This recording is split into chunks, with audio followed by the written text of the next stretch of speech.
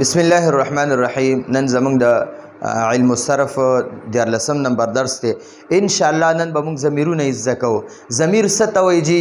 اول موږ په دې باندې ځان پوه کړو چې ضمیر وایي د نوم په ځای چې کوم لفظ استعمالیږي هغې ته ضمیر وایي. لکه مثلا زه وایم زید لاړو، بیا وایم هغه سبق ووی، هغه مونځ وکړو، هغه کور ته لاړو، هغه بازار ته لاړو، هغه سودا راوړه. نو د اوس یو ځل مې زید وي او بیا د هغه په ځای مې هغه نو د هغه چې که نه د نوم په ځای چې کوم هغه لفظ استعمالیږي موږ په پښتو کې وایو هغه، نو دغې ته ضمیر وایي. نو او په انګلیش کې چې دی ناون اسم ته وایي او د اسم په ځای باندې چې کوم حرف لفظ استعمالیږي نو هغه ته پروناون وایي. نو دا هغه پروناونز دي.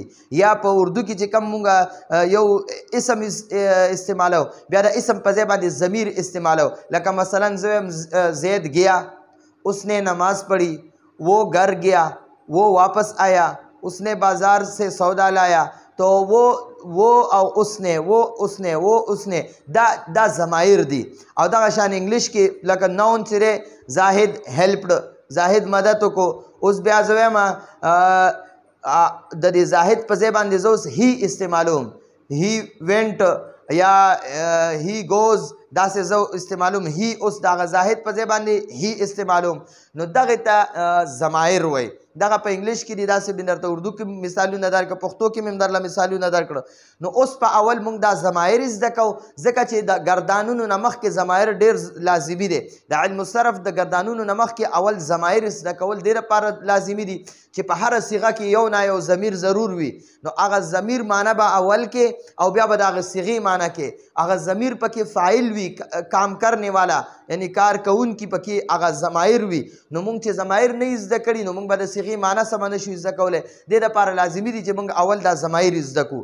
نو دا څنګه چې د مذکر غایب دپاره درې صیغې وي د گردان، نو دغه شانتې درې صیغې د مؤنث غایب دپاره وي، درې صیغې د مذکر حاضر دپاره وي، درې صیغې د مؤنث حاضر دپاره وي، دوه د متکلم دپاره وي. دغه شان دا ضمایر هم 14 دي، 14 ضمیرونه دي د ضمیرونو گردان، یعنی دا ټولې 14 ضمیرونه دي. نو دغه شانتې اول به موږ دا ضمایر زده کوو. نو دا ضمایر هم درې د مذکر وي غایب وي، درې د مؤنث غایب ضمیرونه وي، بیا درې د مذکر حاضر ضمیرونه وي، درې د مؤنث حاضر ضمیرونه وي، او بیا دوه د متکلم ضمیرونه وي. څنګه چې صیغې 14 وي داسې ضمایر هم 14 وي. نو اول موږ د درې مذکر غایبو صیغې زده کوو چې د یو واحد مذکر غایب دپاره کومه صیغه کوم ضمیر راځي، بیا د دوو دپاره کوم ضمیر استعمالیږي او د ډېرو دپاره کوم ضمیر استعمالیږي د غایب مذکرو دپاره. نو اول مونږ انشاءالله دلته دا زده کوو. دا هو چې دی که نه، هو دا یو ضمیر دی.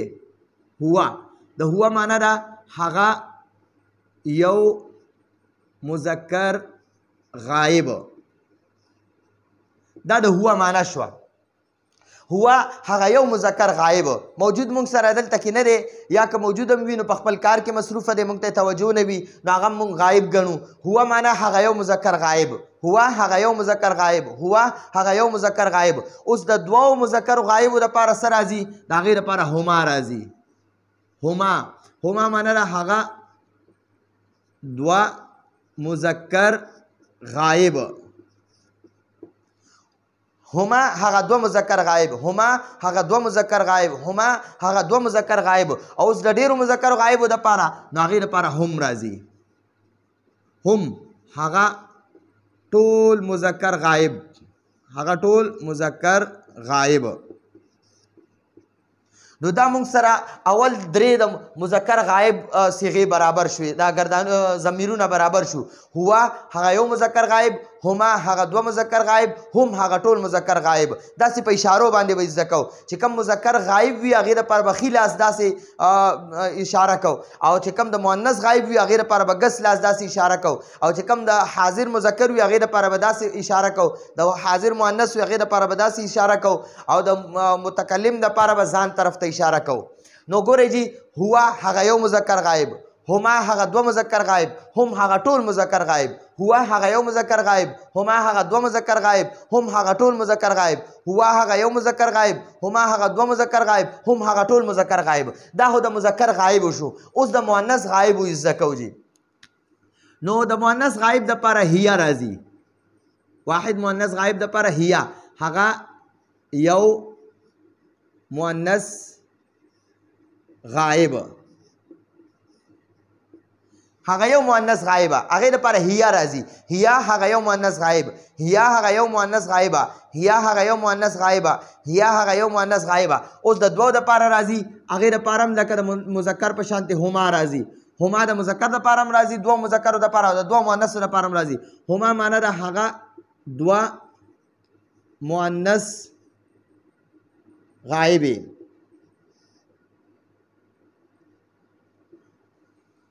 هي هغه یو مذکر غائبه هما هغه دو مذکر غائبه هما هغه دو مذکر غائبه هما هغه دو مذکر غائبه او د ډیرو لپاره راځي څنګه د مذکر لپاره هم راځي داسې د مؤنث لپاره هن راځي هن هغه ټولې مؤنث غائبه ګورئ جی اوس هن هغه ټول مؤنث غائبه هن دا ټول ګوتې به کولاو کې داسې هن هغه ټول مؤنث غائبه هن هغه ټول مؤنث غائبه هن هغه ټول مؤنث غائبه د یو مؤنث غائب د پاره به یو ګوته کولاو کې هيا هغه یو مؤنث غائبه د دوه د پاره به دوه ګوتې هما هغه دوه مؤنث غائبه او د ډیرو د پاره د ټولو د پاره به ټولې ګوتې کولاو کې هن هغه ټول مؤنث غائبه هيا هغه یو مؤنث غائبه هما هغه دو مؤنث غائبه هن هغه ټول مؤنث غائبه هيا هغه یو مؤنث غائبه هما هغه دو مؤنث غائبه هن هغه ټول مؤنث غائبه هيا هغه یو مؤنث غائبه هما هغه دو مؤنث غائبه هن هغه ټول مؤنث غائبه اوس داسې کوجی دا درې د مذکر لیکلي او یادم شوي دا درې د مؤنث یاد شوي اوس درې ځل باندې اول به درې د مذکر وایو بیا به درې د مؤنث وایو چې دا موږ ته مضبوط یاد شي هيا اول د مذکر وایو هو هغه یو مذکر غائب هما هغه دو مذکر غائب هم هغه ټول مذکر غائب هيا هغه یو مؤنث غائبه هما هغه دو مؤنث غائب هن هغه ټول مؤنث غائب هو هغه یو مذکر غائب هما هغه دو مذکر غائب او هم هغه ټول مذکر غائب هيا هغه یو مؤنث غائبه هما هغه دو مؤنث غائب هن هغه ټول مؤنث غائب هيا هو هغه یو مذکر غائب هما هغه دو مذکر غائب او هم هغه ټول مذکر غائب هيا هغه یو مؤنث غائبه هما هغه دو مؤنث غائب هن هغه ټول مؤنث غائب نو ان شاء الله د مذکر غائب او د مؤنث غائب دا بس ان شاء الله زمایر یاد وي اوس د مذکر حاضر عزکو نو د مذکر حاضر اول نمبر صيغه د انت معنی دا ته یو مذکر حاضر خو چې کله مونږ یو مذکر ته وایو چې ته کنه نو هغه ته مونږ داسې نه وایو چې ته یو مذکر غایب دا خو صرف دلته لیکل کېږي داسې نو که څوک زموږ مخې ته مذکر وي نو هغه ته به مونږ وایو انت ته او که مؤنث وي هغې ته به وایو انت ته نو هغې دپاره به داسې به ورته نه وایو چې ته یو مؤنث غایبه او نه به مذکر ته وایو چې ته یو مذکر غایب صرف لیکلو کې دا انت د الفاظ معنی زده کولو کې دا راځي نور که بیا مخې ته راته ناست وي مذکر وي یا مؤنث وي نو هغه ته به وایو صرف انت ته او مؤنث ته به وایو انتې ته نو انت معنی ده ته یو مذکر حاضر انت ته یو مذکر حاضر چې مخې ته دې ناست وي هغه حاضر وي نو هغه ته دپاره به انت استعمالې اوس چې دوه مذکر حاضر وي هغه دپاره به انتما راځي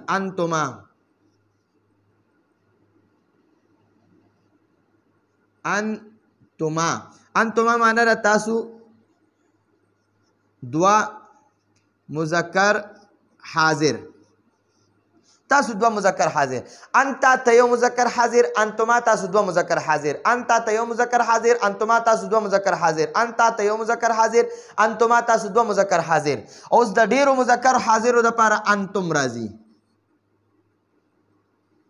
انتم تاسو ټول مذکر حاضر نو اوس ګورئ جی انتم تاسو ټول مذکر حاضر انتم تاسو ټول مذکر حاضر انتم تاسو ټول مذکر حاضر اوس چې دی دا د سر نه دا درې د مذکر حاضر زده کوو. انت د یو کس دپاره به یو ګوته کولاوې، انت ته یو مذکر حاضر، د دوو دپاره به دوه ګوتې کولاوې، انتما تاسو دوه مذکر حاضر، او د ټولو دپاره به دا ټولې ګوتې کولاوې، انتم تاسو ټول مذکر حاضر، انت ته یو مذکر حاضر، انتما تاسو دوه مذکر حاضر، انتم تاسو ټول مذکر حاضر، انت ته یو مذکر حاضر، انتما تاسو دوه مذکر حاضر، انتم تاسو ټول مذکر حاضر. اوس وګورئ جی د سر نه د درې مذکر غایب، درې مؤنث غایب او درې مذکر حاضر د دې ټولو ګردان اول کوو جی. هو هغه یو مذکر غایب، هما هغه دوه مذکر غایب، هم هغه ټول مذکر غایب، هي هغه یو مؤنث غایبه، هما هغه دوه مؤنث غایبې، او هن هغه ټول مؤنث غایبې. انت ته یو مذکر حاضر، انتما تاسو دوه مذکر حاضر، انتم تاسو ټول مذکر حاضر. اوس د مذکر غایب حاضر اوس د مؤنث غایب ګردانې زده کوو جی. اوس د مؤنث حاضر ګردانې زده کوو جی. نو د یوې مؤنث حاضرې دپاره راځي انتې. انتې معنا ده ته یو مؤنث حاضره، ته یو مؤنث حاضره، انتې ته یو مؤنث حاضره. ګس لاس په دې مؤنث دپاره استعمالو. انتې ته یو مؤنث حاضره، انتې ته یو مؤنث حاضره. د دوو دپاره څنګه د دوو مذکرو دپاره انتما راځي، داسې د دوو مؤنثو دپاره هم انتما راځي. انتما معنا ده تاسو دوه مؤنث حاضرې.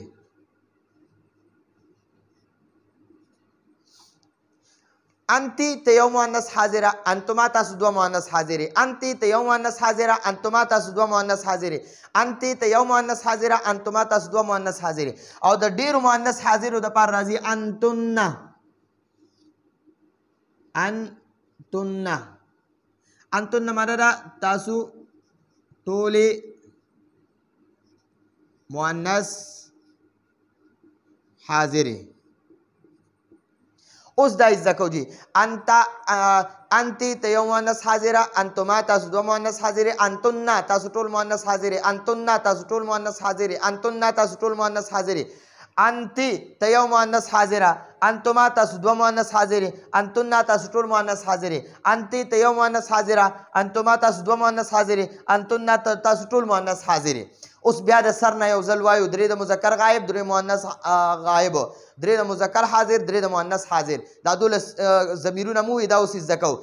هو هغه یو مذکر غایب، هما هغه دوه مذکر غایب، هم هغه ټول مذکر غایب، هي هغه یو مؤنث غایبه، هما هغه دوه مؤنث غایبې، او هن هغه ټول مؤنث غایبې. انت ته یو مذکر حاضر، انتما تاسو دوه مذکر حاضر، انتم تاسو ټول مذکر حاضر. انتی ته یو مؤنث حاضره، انتما تاسو دوه مؤنث حاضرې، انتن تاسو ټول مؤنث حاضرې. د مذکر حاضرو د واحد دپاره انتا په تا باندې زبر وي، او د مؤنث واحد مؤنث دپاره چې دی حاضرې دپاره انتی د تی لاندې زیر وي. که په تا باندې د زبر کو نو ته یو مذکر حاضر، او که د تا لاندې د زیر کو نو ته یو مؤنث حاضره. ټیک شو جی. ښه دا خو موږ سره دا 12 ضمایر زده شو. اوس د دوه د متکلم دی جی. یو دی انا. انا معنا ده، انا معنا ده زه یو مذکر یا یو مؤنث متکلمه. دا متکلم وای زه یو مذکر یا یو مؤنث. دا متکلم ورسره نه لیکو. دا دوه د متکلم دی جی. متکلم والا اوله چې دا انا، زه یو مذکر یا یو مؤنث. مذکر هم ځان لپاره انا استعمالوي زه، او مؤنث هم ځان لپاره انا استعمالوي. د انا معنا ده زه. نو زه یو مذکر یا یو مؤنث. نو د یو مذکر دپاره انا راځي، او د یو مؤنث دپاره انا راځي. اوس د دوه مذکرو یا د ډیرو مذکر یا د دوه مؤنثو یا د ډیرو مؤنثو دپاره کومه د متکلم صیغه راځي؟ نو هغې دپاره راځي نحنو. نحنو. د نحنو معنا ده مونږ دوه یا ډیر مذکر. مونږ دوه یا ډیر مذکر، او یا دوه یا ډیری مؤنثې. نو دا نحنو د دوو یا د ډیرو مذکرو د پاره راځي او د دوو یا د ډیرو مؤنثو د پاره راځي. نو که دوه مذکر وي نو هغې به هم ځان ته وایي نحنو، او که دوه مؤنث وي نو هغې به هم وایي نحنو. که ډیر مذکر وي هغې به هم وایي نحنو، او که ډېرې مؤنث وي هغې به هم وایي نحنو. نو دا نحنو د مذکر او د مؤنث ټولو لپاره راځي. اوس په دا ضمایر مضبوط یادو جي. هو هغه یو مذکر غایب، هما هغه دوه مذکر غایب، هم هغه ټول مذکر غایب، هي هغه یو مؤنث غایبه، هما هغه دوه مؤنث غایبې، هن هغه ټول مؤنث غایبې، انت ته یو مذکر حاضر، انتما تاسو دوه مذکر حاضر، انتم تاسو ټول مذکر حاضر، انت ته یو مؤنث حاضره، انتما تاسو دوه مؤنث حاضرې، انتن تاسو ټول مؤنث حاضرې، انا زه یو مذکر یا یو مؤنث، او نحنو مونږ دوه مذکر یا ټول مذکر یا دوه مؤنث یا ټول مؤنث. داسې طریقې سره به یادوي. هو هما هم، هي هما هن، انت انتما انتم، انت انتما انتن، انا نحن، هو هما هم، هي هما هن، انت انتما انتم، انت انتما انتن، انا نحن، هو هما هم، هي هما هن، انت انتما انتم، انت انتما انتن، انا نحن. نو دا ضمایر دا ټول ضمایر په صحیح طریقې سره لیکل او بیا په دغه شان اشارو سره د معنی یادول دا ډیر لازمي دي چې دا موږ نه یاد کړي، موږ اخوا مخکې په ګردان کې نشو چلیدی. نو کوشش وکړو چې دا خو مضبوط یاد کو. نو ډیر اهم سبق دی، په خپل هم یاد کو او نورو خلکو ته هم شیر کو. نو دا زموږ دیارلسم درس و. راتلونکي درس پورې اجازت غواړو. هذا هو المرام والله اعلم بحقیقة الكلام.